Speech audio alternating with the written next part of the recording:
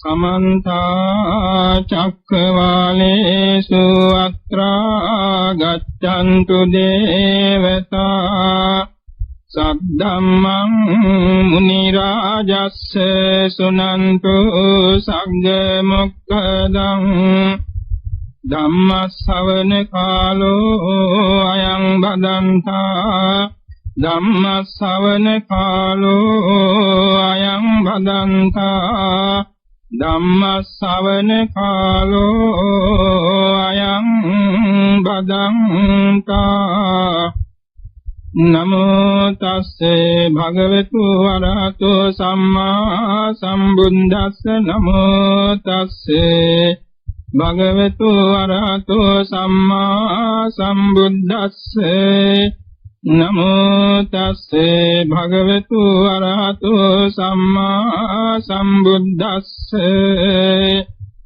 ආයුං ආරෝග්‍යං වන්නං සංගං උච්චාකුලීනතං සතියෝ පත්තයන්තේන උලාරේ අපරාපරේ අප්පමාදං ප්‍රසංසන්ති පුඤ්ඤ කිරියාසු පණ්ඩිතා අප්පමත්තෝ උභෝ අත්ථේ අභිගන්හාති පණ්ඩිතෝ දිත්තේව ධම්මේ යෝ අත්ථෝ යෝ චත්තෝ සම්පරායිකෝ අත්ථාමි සමයාධීරෝ පණ්ඩිතෝ තිපවුච්චති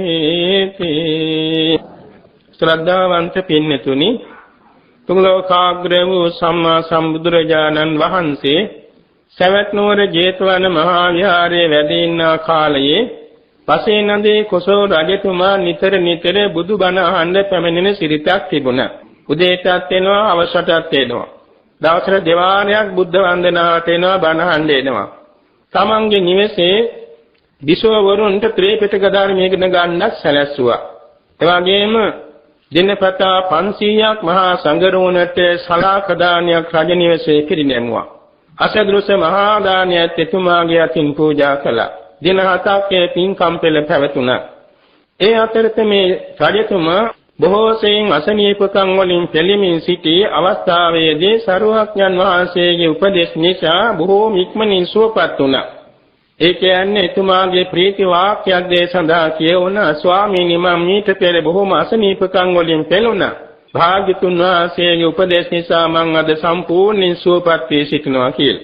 ඒ නිසා එතුමා දිනපතා ස්වල්ප වේලාවක් හරි මාලිගාවේ විවේක මතුමහන්තලයට ගිහිල්ලා භාවනා කරන්න පුරුදු වුණා.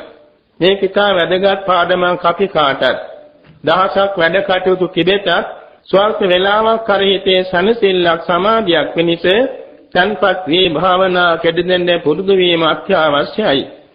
මේ රජතුමා එවැනි භාවනාවේදී සිටින අවස්ථාවන්හිදී තමන්ගේ හිතට යම් ධර්මමය සංකල්පනා පහළ වෙනවා. ඒවා සරුවක්ඥන් වහන්සේගෙන් විමසා පැහැදිලි කර ගන්නවා. කාට නමුත් භාවනා කරන අවස්ථාවලදී අනිහිත තන්පත් වීම නිසා දන්නා කාරණා ගැන හා නොදන්නා කාරණා ගැන බොහෝ වැටහීම් ඇති වෙනවා. එනිසා මේ නුවණ වැඩෙන එකම පිළිවෙත භාවනාවයි කිව්වොත් ඒක නිවැරදි. එනිසා මේ රජතුමාට එක දවසක් එහෙම සිටේ වැදගත් සංකල්පනාවක් ඇවිත් භාග්‍යතුන් වහන්සේට වැඳලා ඒ ගැන ඇසුවා. ස්වාමීනි භාග්‍යතුන් වහන්සේ මම විවේකව සිටින වෙලාවක හිතේ සමාධිමත් වෙලාවක මෙන්න මෙහෙම කල්පනාවක් ආවා. ඒක හරිද කියලා දැනගන්නයි මට ඕනේ. ස්වාමීනි මේ මනුෂ්‍ය ලෝකයේ මිනිසයන්ට මෙලව අභිමත ප්‍රාර්ථනාවක් පරලොව අභිමත ප්‍රාර්ථනාවනුත් තපුරා ගැනීමට යම්කිසි ඒකායන මාර්ගයක් තියෙන්නට ඕනේ. මේ ඒකායන මාර්ගයක් තියනවාද ස්වාමීනි කියලායි මේ ප්‍රශ්නේ ඇසුවේ. භාග්‍යතුන් වහන්සේකට බොහොම පැහැදිලිව පිළිතුරු දුන්නා. මහරජා මේ පාගමනින් ඇවිදින සෑම සත්‍යයන්ගේ පාසටහන් ඇතාගේ පාසටහන් ඇතුලේ තබන්න පුළුවන් නේද? ඒ වාගේ මේ ලෝකයෙහි මෙලව දුණුවයි පරලොව සුගතියයි ශාන්ත නිවනයි ගෙන දෙන සියලෝම යහපත් ප්‍රාර්ථනා සපුරා ගන්නට එකම ධර්මතාවක් තියෙනවා. ඒ ධර්මතාව හඳුන්වන්නේ අප්පමාදෝකෝ මහරජේ. එළම සිටි තීනෝනින් කුසංසස් කිරීමයි. අප්පමාදෝකෝ මහරජේ උභවත්තේ සමදිගය තිත්තති දිත්ත ධම්මිකං චේවත්තං සම්පරායිකං චත්තං කියලා පහදා දුන්නා. අර ඇතාගේ පාසටාන ඇතුලේ සෑම සතුන්ගේ පාසටාන තබන්න පුළුවන් වගේ මෙලව දියුණුව පරලෝ සුගතියේ ශාන්ත නිවනගෙන දෙන සෑම යහපත් කුසල ධර්මයන් වෙතොත් ඒ සියල්ලම අප්‍රමාදෝ කියන එක දහම් පදයට සම්පින්දණය වෙන ඇතුල් වෙනවා. අපේ සරුවක්ඥන් වහන්සේ මේට 20 අසංඛ්‍යයේ කල්පලක්ෂයකට ඉස්සර වෙලයි මේ අප්‍රමාද ගුණය ආරම්භ කෙලේ. ඒ කාලේ බෝසතාණන් වහන්සේ දුප්පත් ගෙදරක එකම දරුවයි. ඒ කියන්නේ බරණැස් නුවරට සමීපත් නො වූ වඩාත් දුරක් නො වූ පිටිසර ගම්මානයක් තිබුණා. ඒ ගම්මානයේ මව්පිය දෙපළකට ඉති එකම පුතණුවයි. හැබැයි මේ දරුවා කුඩා කාලේදී අම්මා තාත්තා කරන වැඩ දැකලා බලවත් උත්සාහයක් ඇති වුණා. අනේ මං වෙනුවෙන් මේ අත බොහොම දුක් විඳිනවා නේද? එනිසා මම මේ මව්පිය දෙන්නට උපකාර වෙන්නට ඕනේ කියලා කුඩා කාලයේ පටන් මේ වැඩ කටයුතු ඉගෙන ගත්තා. මෑණියන් කරන වැඩ ඔක්කොම බලාගත්තා. කීතුමා කරන වැඩ බලාගත්තා. ඒවා ටිකෙන් ටික පුරුදු වුණා. පුරුදු වෙලා හැමදාම ඒ දෙන්නට ඉස්සෙල්ලා අවදි වෙනවා. අවදි වෙලා වේලාසනින් මුණකට සෝදාගෙන වතුර බීලා මව්පියන් නිදාගන්න ඇඳ ඇතිලේ කොට මෙට්ට මේවා සුද්ධ කරනවා. කෙල පඩික්කන් සුද්ධ කරනවා. ගෙමිඳුල්ලාම දිනවා. වත් පිළිවෙක් කරනවා. ගිනි ලිපගිනි මොළවලා වතුර උණු කරනවා. කෑම බීම උයනවා පිහෙනවා. කොම කරන්න පටන් ගත්තා. ඒ මව්පියන් මේ කාර්යෙම සන්තෝෂයක්. ඒ මොකද තමන් හදාගත්ත දරුවා මේවා බොහොම මැලිකමක් නැතුව දැනතේන නුවණින් යුතුව කරනවා දකිනකොට දෙමව්පියන් හරි සතුටක්. එපමණක් නෙමෙයි මේ දරුවා මව්පියන් කවලා පොවලා භාජන සෝදලා මව්පියන්ගේ පතුල් මත නල්ල තියලා වඳින්නත් පුරුදු වුණා. ඒ මොකද මා හදා වඩා දුන්න මව්පියන් දෙන්නට මගේ ගෞරව නමස්කාර වේවා කියලා කළගුණ සැලකීමෙන් ඒ ගෞරවය පිරිනමනවා. මේක නිසා මුළු ගමේ සීලම දෙනා මේ දරුවා ගැන පුදුම ප්‍රසාදයකටපත් වෙලා හිටියා. මේ දරුවාගේ කටයුතු අහලා දැකලා හැමෝම පුදුමයටපත් වුණා. අනේ මේ වගේ දරුවෝ ඇත්තන් කොච්චර පිනක්ද කියලා. ඔය අතරේ පියතුමාගේ වයස්ගත වීමෙන් අන්තරා වුණ ඒ කටයුතු නිමවා මෑණියන්ට ඒ වගේම උපස්ථාන කළා. ගමේ ගොඩේ කවුරුත් කිව්වේ මාතුකෝසක කුමාරයා කියලා. මේ මොන කාරණයක්ද? මේ දරුවාගේ හිතේ පහළවන්නේ අප්‍රමාදයයි. ඒ මොනවාද අප්‍රමාදය? කල යුතු යහපත් කටයුතු කිරීමේ එළම සිටි සිහිනුවණයි. එළම සිටි සිහිනුවණ නිසා තමයි මේ දේ මෙහෙම කරන්නේ. කොයි වෙලාවකවත් අපතේ යන්නේ නැහැ විනාඩියක්. හැම වෙලාවෙම කටයුතු ගෙදලා ඉන්නවා. දර කඩන්න යනවා, වතුර ගේන්න යනවා, හැම දෙයක්ම කරනවා. මේ අතරත මේ දරුවා ඒ මව්පියන් උපස්ථාන කළ නිසා බොහෝම නිරෝගී ආරෝ පරිණාම දේහයක් ඇති ශක්තිමත් ශරීරයක් ඇති තරුණයෙක් බාටදපත් වුණා. එක දවසක් කැලෑවේ ගිහින් දර කපාගෙන ධර්මීතියක් හදාගෙන ගහකට හේතු කළ මහන්සි අයෙන්නට හාන්සි වුණා ගහ මුල. ටිකක් නිින්ද ගිහින් අවදි වුණා. අවදි වෙනා කල්පනා කළා මම දැන් අද ශක්තිමත් ශරීරයක් ඇති කෙනෙක්. යම් මේකෙන් මම හදිසියේ කලුරේ කළොත් මගේ අම්මාට කවුද සලකන්නේ? අම්මාට ගෙදර මොනවාක්වත් ඉතුරු පාඩුත් නැහැ. එදිනෙදා ලැබෙන දෙයින් අම්මා ජීවත් කරන්නේ. ඒ නිසා මගේ මෑණියන්ගේ අනාගත සුභ සිද්ධිය සඳහා යම්කිසි ධනයක් මං තැන්පත් කරන්නට ඕනේ. කියලා ගෙදර වහාම ගියා ධර්මිතය අරගෙන ගිහින් ගෙදර තියලා වැඳලා අම්මට වැඳලා ගියා නගරෙට. ඊළඟ නගරේ ඉන්න බොහෝම ප්‍රසිද්ධ එළඳ ව්‍යාපාරිකයෙක්. එතුමාට ගිහින් වැඳලා කිව්වා මාමේ මම දුප්පත් ළමයි. මට අම්මා විතරයි ඉන්නේ. මම කැමති තමුන්වහන්සේගේ මේ වෙළඳ ව්‍යාපාරයට සහභාගී වෙන්න. ඉතින් මේ වෙළඳ නායකතුමා කල්පනා කළා මේ වාගේ ශරීර ශක්තිය ඇති තරුණයෝ 10 දෙනෙක් වුණත් මට හොඳයි. ඒ නිසා කිව්වා දරුවෝ ඔබ එන්න ඕන වෙලාවක එන්න ඔබ වාගේ 10 දෙනෙක් වුණත් මම බාර ගන්නවා කිව්වා. ඊළඟට ගෙදර දුවගෙන ගිහින් අම්මට කිව්වා අම්මේ මම මේ විදිහේ වෙළඳාමේ කටයුතු සඳහා යන්න කැමැත්ත ලබා ගත්තා. අම්මා මොකද කියන්නේ? හිමෑනියන් කියා දරුවෝ මන් ගෙදර තනියම කොහොමද ඉන්නේ මමත් එන්න. අයමත් දෝගන ගිහින් මේ වෙළඳ ව්‍යාපාරිකතුමාට කිව්වා මාමි මගේ අම්මත් තනියෙන් ගෙදර තියන්න බැරි නිසා අම්මත් එක්ක එන්නද? හොඳයි දරුවේ අම්මා නෙමෙයි කැමති තාක් පිරිසෙක් එන්න අපි බාර ගන්නවා. අන්තිමේදී මේ මව්තුමියත් මේ ගමනට එක්කාසු කරගත්තා.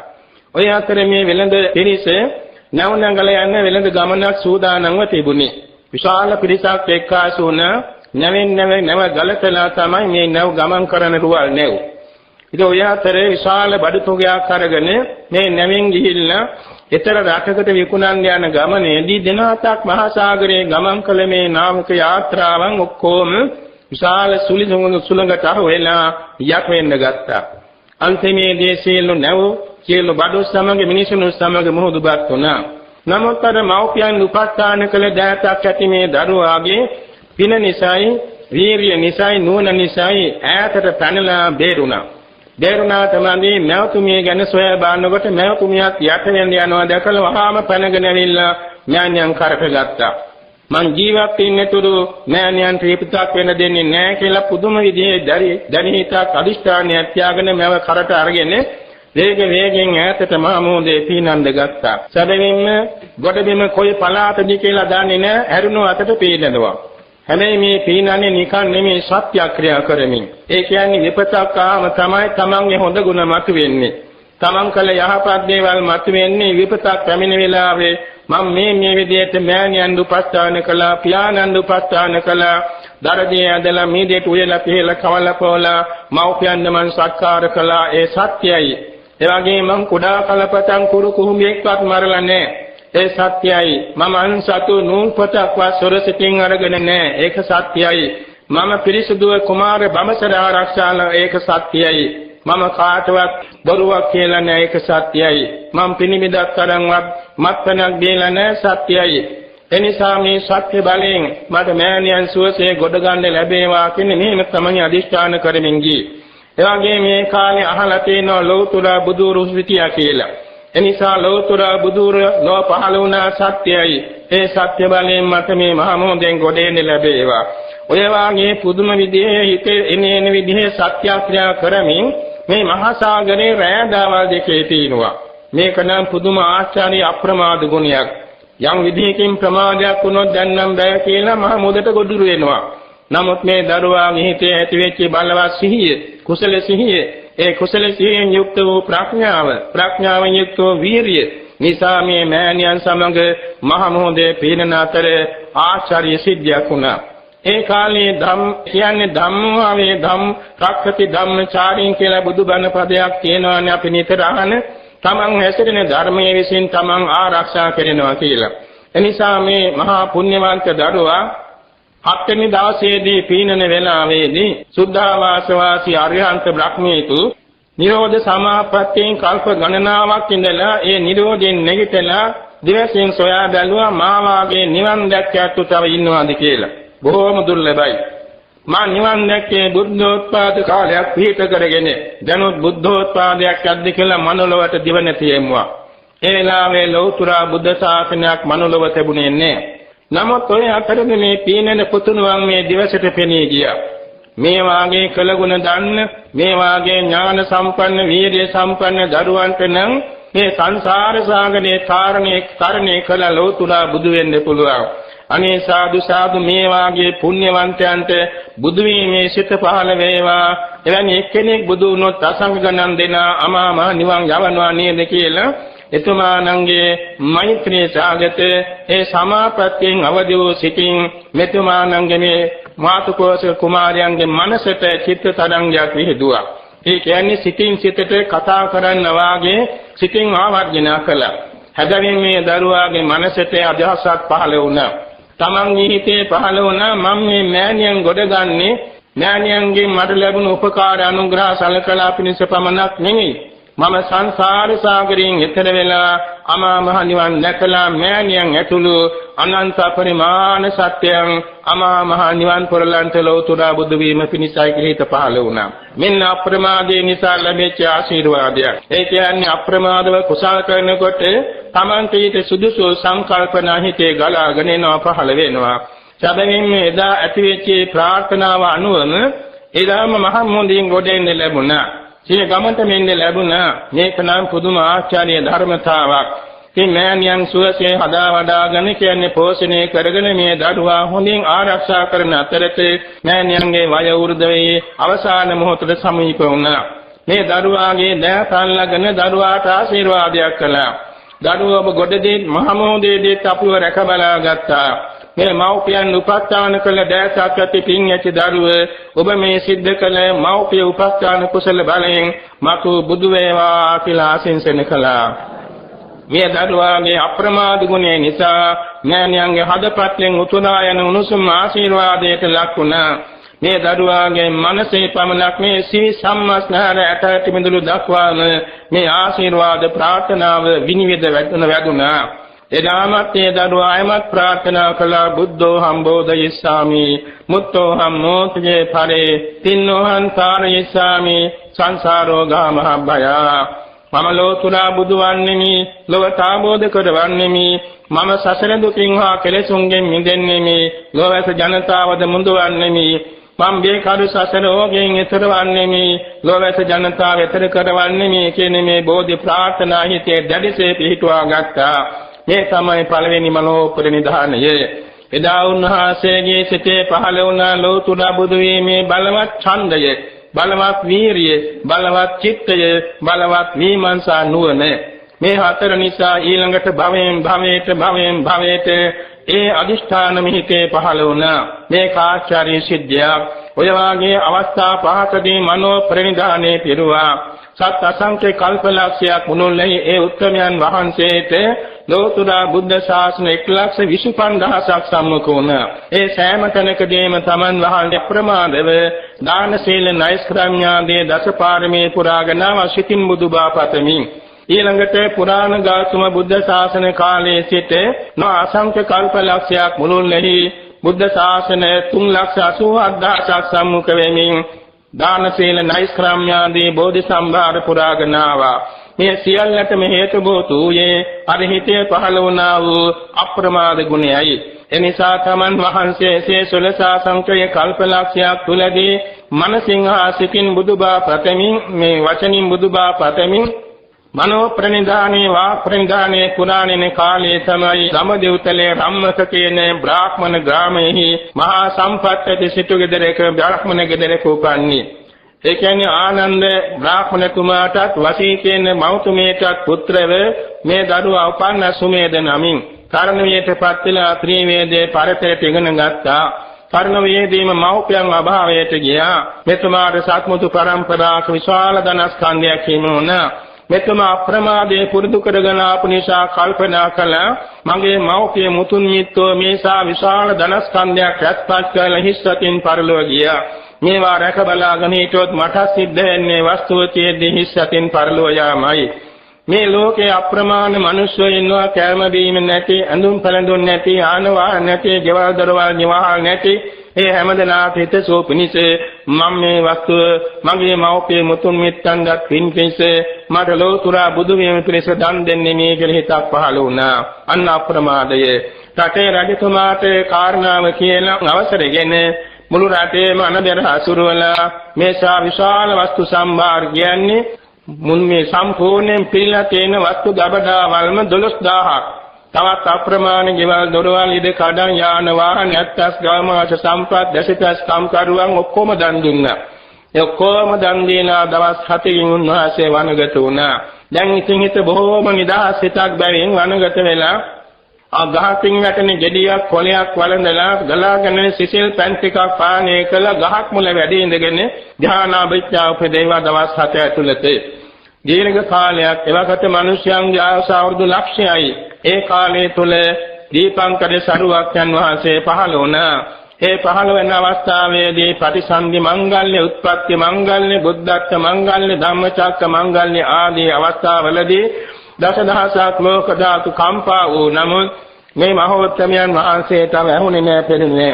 හේතුව සමාපatti සෝයෙන් වැඩ සිටියේ. එසේ නමුත් එක් දවසක් උතුරු හිමවත් දැස බලාගෙන අහසෙන් වඩිද්දී සම්මක ගාම වාසීන් ජනතාව මාත්හනින් සාදුකාර දිගේ පාරක් සරසනවා දැකලා බිමට බැහැලා කාටද මේ පාර සරසන්නේ? කාටද මේ සාදුකාර දෙන්නේ? කාගේද මේ ගුණ කියන්නේ? ඒ සියල්ලෝම වැඳගෙන කිව්වා තාපසයන් වහන්සේ ඔබ වහන්සේ දන්නේ නැද්ද? දීපංකර සරුවක්යන් වහන්සේලෝ පහළ වුණා. අද අපේ ගමට පිළිසුඟා වඩිනවා. මහා සුදර්ශන විහාරයේ සාර ලක්ෂයක් රහතන් වහන්සේ සමග අද වඩිනවා. ඒ මේ පාරයි අපි සුද්ධ කරන්නේ. එලාවේ මුන්වහන්සේගේ හිතට පුදුම විදිහේ ප්‍රීතියක් ඇති වුණා. කල්ප කෝටි ගානකින්වත් අහන්න නොලැබෙන අති ශ්‍රේෂ්ඨ වූ නමක් මේ බුද්ධෝ කියන වචනයේ. මුන්වහන්සේ මේක පාඩම් කරගෙන කිව්වා මටත් එනම් පාඩේ කොටසක් දෙන්න කියලා. මෙයට හේතුව ඉද්ධිවන්තයෙක් නිසා ඉක්මනින්ම සම්පාදනය කරයි කියලා මනගෝරුවක් දුන්න මෙන්න මෙතන අපට බොහොම අමාරුයි හදාගන්න වහන්සේ මේක හදලා දෙන්නයි කියලා. උන්වහන්සේ කල්පනා කළ ඉර්ධි බලයෙන් මේක වාණික ආශ්චර්යයක් නෙමෙයි. මගේ දෙමව්පියන් විසින් මට හදා දීලා තියෙන මේ රන් කඳක් වැනි සිරුර වෙහෙසවල දාඩිය වගුරුවල බෑතේ දෙපා වීරියෙන් වතක් පිළිවෙතක් කරන සීරසෙන් කිරීමයි වටින්නේ කියලා මිනිස්සු කපා දෙනපත් කරගාගෙන ගිහින් මේ මල වගුරු පුරෝමින් හිටියේ බුදු ගුණ කියවා. තේන දෙකක් තරම් ඉතුරු තියෙන්නේ පුරවල අවසන් වෙන්න මත්තෙන් ලෝතර බුදු පියාණන් වහන්සේ සවනක් බුදුරැස් හිඳුවාගෙන වඩිනවා දැක්කා. මෙතුමාණන් කල්පනා වුණා දැන් මේ ස්වල්ප තැන සක්‍ර භවණයෙන් පරිසතු මන්දාරාමල් ගෙනල්ලා වහන්න පුළුවන්. නාග භවණින් රුවන් වැලි ගෙනල්ලා වහන්න පුළුවන්. ඒක ආශ්චර්යයක් නෙමෙයි. මගේ අද ජීවිතේ මම පූජා කරන්නෙමි කියලා මන මැත්තේ අඳුන් දිවිසම එළලා වඩින දියාවට හිස දාලා මුණින් අතට දිගා වෙලා වැඳගෙන හිතින් ආරාධනා කළා. ස්වාමීනි තබන පියවරක් ගානේ නෙළුම් මල් පිපෙන සුළු ඔය සිරිපතුල මන මැත්තේ නතුබා සපිරිවරින් මගේ පිට උඩින් වඩනාසේක්වා. මගේ ආත්ම භාවයේ බුද්ධ ශාසනයේ බුදුරජාණන් වහන්සේට පූජා වේවා. ස්වාමීනි මගේ මේ ආත්භාව පූජාව හේතු කොටගෙන මට අනාගතයේ වහන්සේට වගේ අසංඛ්‍ය ගණන් ජනතාව නිවන් පුරලන්නට ලෝතුරා බුද්ධත්වයේම ලැබේවා කියලා හිත පහළ වුණා. මේ තමයි අප්‍රමාදය. එදා ඒ දීපංකර සරුවක්ඥන් වහන්සේ තෙන්නේ පැමිණලා සංඝ පිරිසමතා පහදා දුන්න මහණෙනි මේ ජටාධර වූ උග්‍ර තපස් ඇති තවුසානන් දෙස බලන්න. මෙතුමා එසේ මෙසේ කෙනෙක් නෙමෙයි. මතු අනාගතයේ සාරා සංඛ්‍ය කල්පලක්ෂයක ඇවෑමින් මහා භද්‍ර කල්පයේ 4 වෙනි වරට ගෞතම ගෝත්‍රයේ ඉපදලා සිද්ධාර්ථ නමින් ලෝතුරා බුදු වෙනවා කියලා අනාගත වාක්‍ය වදාලා. ඒ වගේම සීල විස්තර විවරණ පාදා දුන්නා. පැමිණි සීලම දෙවියෝද බ්‍රහ්මයෝද මිනිසයෝද සංගරුවනද මල් පූජා කළා. ඊළඟට දීපංකර සරුවක්ඥන් වහන්සේ දානශාලාවට වැඩියාට පස්සේ සපිරිවරින් දන් වන්දන වේලාවේදී මෙතුමා මල් මැත්තේ පළඟ බැඳගෙන බෝධිකාරක ධර්මයන් සම්මර්ෂණය කළා. 10 වාරයකට පොළොව කම්පා වුණා. එදා වෙසක් පුර 15ක් පොහොව දවසක් පැවතුණා. එදා දසදහසක් කළ බුදු වෙන දාසයෙන් දෙතිසක් මංගල්‍ය පූර්ණ නිමිති පහළ වුණා. මේ මනෝ ප්‍රනිධානීය වාක් ප්‍රනිධානීය පුරාණේ ඇවිල්ලා මේ තමයි නීතිවරණස් ලබාගත් උතුම් අවස්ථාව. මේ සත්‍යයේ පත්‍යනේ කවුද? තමන් වහන්සේ පුරුදු කරගන්නාලා අප්‍රමාද ගුණයයි. එදා පටන් සාරා සංඛ්‍යයේ කල්පලක්ෂයේ මුළුල්ලේ පහළ වූ සූවිසි බුද්ධ ශාසනයන් හිදී විවරණ පතුල් ලැබමින් ඇස් මාස්ලේ අමුදරුවන් රාජ්‍ය පවා දන් දෙමින් බෝධි සම්භාර පුරාගෙන ඇවිත් දේශතුරු අත්දැකීමේදී හත් වාරයක් මහා පොළොව කම්පාවනසේ බෝධි සම්භාර පුරලා අන්තිමාත්මේ තුසිත දෙවලෝ ඉපද දසදහසක් වන දෙවිබමුන්ගේ ආරාධනය පිළිගෙන පස්මා බැලුන් බලා මනලෝ පහළ වී වර්ෂ 29 දී පැවිදි වී 35 වෙනි වසරේදී සපරිවාර මාර පරාජය කොට ලෝතුරා සම්මා සම්බුදු වුණා. මේ බුද්ධත්වයේ කවද ලබා දුන්නේ? අප්‍රමාද ගුණයයි. දෙවියෝ ලබා දුන්නා නෙමෙයි, බ්‍රහ්මයෝ ලබා දුන්නා නෙමෙයි, මෞපියෝ ලබා දුන්නා නෙමෙයි. ඒ හැම දෙයක්ම පිළිත කරගෙන සමා පුරුදු කරගන්නා ලද අප්‍රමාද ගුණයයි මේ බුද්ධත්වයේ ලබා දුන්නේ. ඒ වගේම සූවිසි අසංඛ්‍ය 9 කෝටි 60 ලක්ෂයක් දෙන අවුරුදු 45 ඇතුළතදී ආර්ය සත්‍ය අවබෝධයෙන් අමා මහ නිවන් පුර පමුණවා වදාලා. ඒ තත්ත්වයේ සිද්ධ කළ හැකි වුණේ අප්‍රමාද ගුණය නිසායි. අවුරුදු 5000ක් පවත්නාසේ බුදු සසුන ස්ථීරව පැවැත්වෙන ලෙස අධිෂ්ඨාන බල පිහිටුවලා සුවාසෝදාස ධර්මස්කන්ධේ දේශනා කොට වදාලේ ඔය අප්‍රමාද ගුණේ පුරුදු කරගත් නිසායි. මේ අනුව සලක බැලීමේදී මේ අප්‍රමාද කියන ගුණේ සරුවක්යන් වහන්සේදා කොසල් මාර්ගතුමාට මෙහිම පහදා දුන්න. මහරජා ලෞකික වූද ලෝකෝත්තර වූද සියලුම අභිමතාර්ථ ප්‍රාර්ථනා සපුරා ගන්න ඇති එකම මාර්ගය අප්‍රමාදව කුසල් කිරීමේ චේනවන පුරුදු කිරීමයි කියන එක මේ දේශනා කළා. ගාථා 3 දේශනා කළා. ආයුං ආරෝග්‍යං වන්නං සග්ගං උච්චා කුණීනතං ප්‍රතියෝපත්තයන් තේන උලාරේ අපරාපරේ.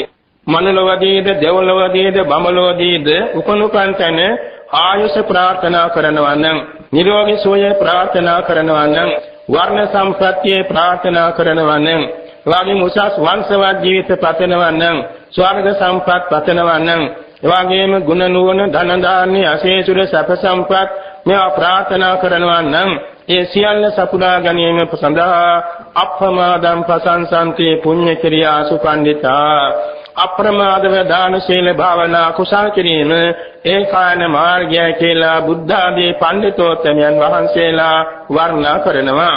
අප්‍රමත්තෝ උභවත්තේ අධිගන්නාති පඬිතෝ අප්‍රමාදව කුසල් කර ගන්නාලද තැනැත්තා උභයාර්ථේම සාක්ෂාත් කර ගන්නවා. දිත්තේව ධම්මේ යෝවත්තෝ යෝචත්තෝ සම්පරායිකෝ අත්ථාදි සමයාධීරෝ පඬිතෝති පෞච්චති.